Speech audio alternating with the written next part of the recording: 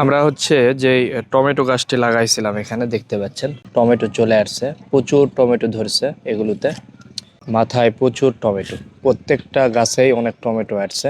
এটি হচ্ছে আমরা বেড লাগাইছিলাম 120-এর বেড, 120-এর বেডে মোটামুটি আমরা 12টার মতো গাছ রাখছি। আপনার প্রয়োজনীয় ছাদ বাগানের পণ্য অর্ডার করতে আমাদের ওয়েবসাইট ভিজিট করুন।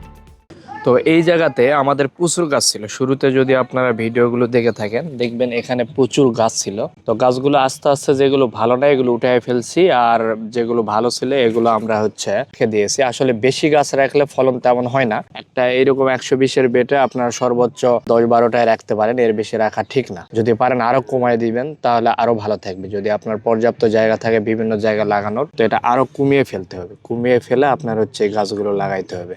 গাছ ঘন ঘন করাই যাবে না, আপনার টমেটো বেগুন এই গাছগুলো অনেক একটু স্পেস দিতে হবে, প্রত্যেকটাতে দিলে অনেক সুন্দর চলে আসবে।